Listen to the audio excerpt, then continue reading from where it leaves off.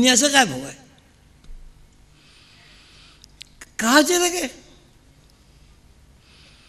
कहाँ चले गए?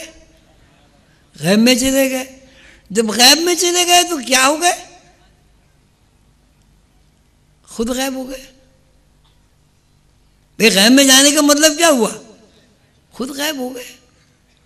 तो अब दो बातें हमारे सामने आई कि हर इंसान माजी है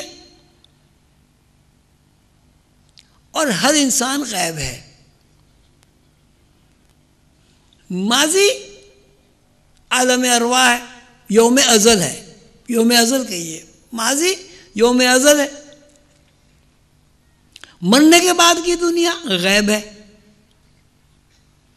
यौम अज़ल में अल्लाह है, वो भी गैब है।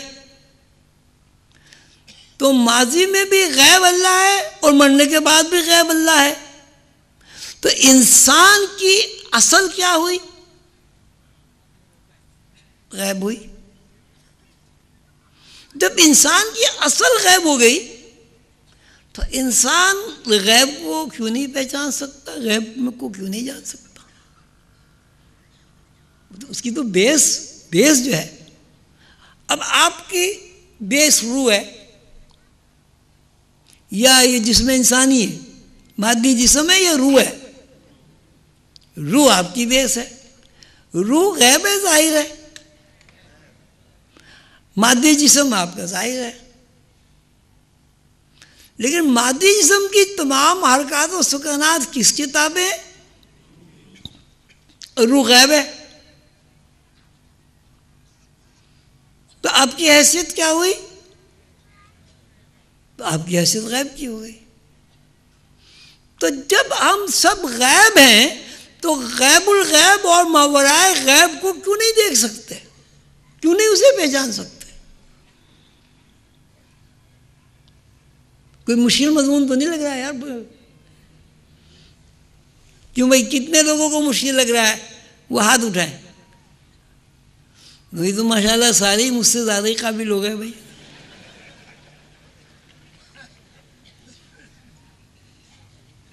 तो बात यहां से शुरू हुई कि इंसान माजी है और माजी सबका सब गैब है।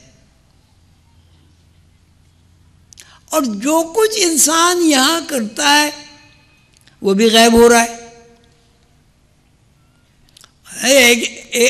आपने पानी पिया, पानी गायब हो गया। आपने खाना खाया, खाना गायब हो गया। आप यहां से नाजिमाबाद चले गए तो यहां गायब हो गए। यहां से गायब हो गए, नाजिमाबाद में मौजूद हो गए। तो इंसान की जो बेस है वो गैब है और गैब का जो मुजाहरा है वो रूह है। तो अगर हम अपनी बेस से, अपनी बुनियाद से, अपनी हकीकत से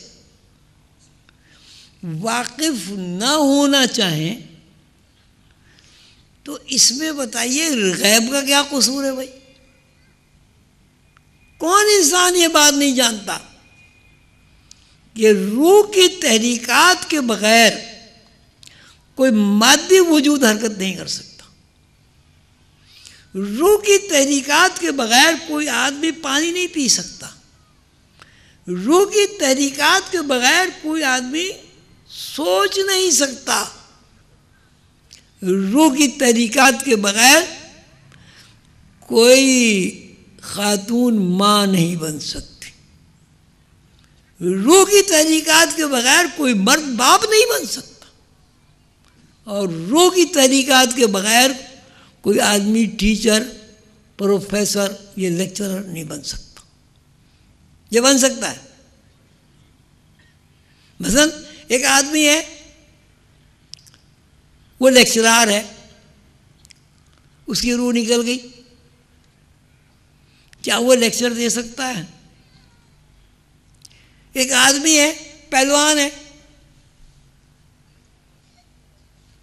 उसकी रूह निकल जाती है, वो कुश्ती नहीं लड़ सकता। एक आदमी रोटी खाता है, पानी पीता है, उसकी रूह निकल जाए, वो ना रोटी खा सकता है ना वो पानी पी सकता है। एक आदमी दौड़ता है, रेसलिंग करता है, कुश्ती लड़ता है, उसकी रूह निकल जाए। कुश्ती तो बाद की बात है, वो तो हरकत भी नहीं कर सकता। तो हमारी जो असल है वो गैब है। गैब की जो दुनिया है वही हमारी असल दुनिया है,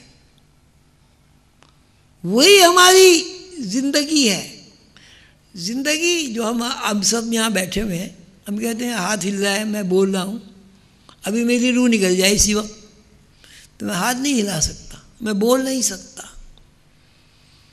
तो इसका क्या मतलब हुआ कि रूह ने जिस्म को बांसुरी बना के उसको रूह बजा रही है। बांसुरी देखी आपने, कैसी कैसी आवाज उसमें निकलती। उस बांसुरी में आप फूंक ना मारे, आवाज नहीं निकलेगी, ये निकलेगी। इसी सूरत से अगर रूह हमारे अंदर फूके ना मारे तो हम बात नहीं कर सकते। अब इसका 1 और 2 के हिसाब से क्या मतलब हुआ कि आदमी रोटी खाता है, लेकिन जब वो मर जाता है रोटी नहीं खाता।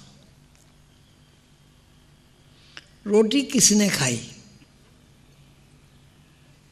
जी? पानी किसने पिया? तो रूह रोटी खा रही है, रूह पानी पी रही है।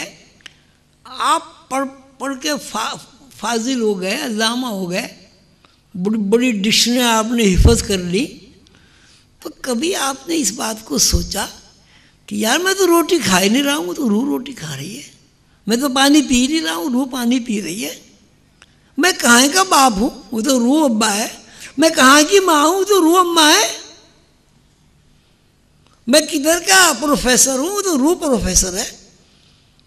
मैं किधर का मजदूर हूँ, तो रूह मजदूर है। अगर रूह मीडियम न बनाए जिस्म को और उसका साथ छोड़ दे, तो यहाँ न मजदूर रहेगा, न आजिर रहेगा, न ताजिर रहेगा, न कोई सौदागर होगा,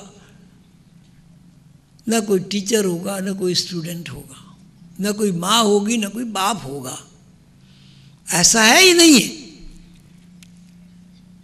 है? अब यूं बताएं आप, रोटी कौन खाता है और पानी कौन पीता है? तो वो आप तो कहते हैं मैं रोटी खाता हूं। हम सब ये कहते हैं हम रोटी खाते हैं, हम कपड़े पहनते हैं। कपड़े कौन पहनता है? किसी मुर्दा जिस्म ने तो आज तक कभी कपड़े नहीं पहने, या पहने नहीं पहने। अल्लाह ताला के निज़ाम के तहत ये जो 1,24,000 पैगंबर इस दुनिया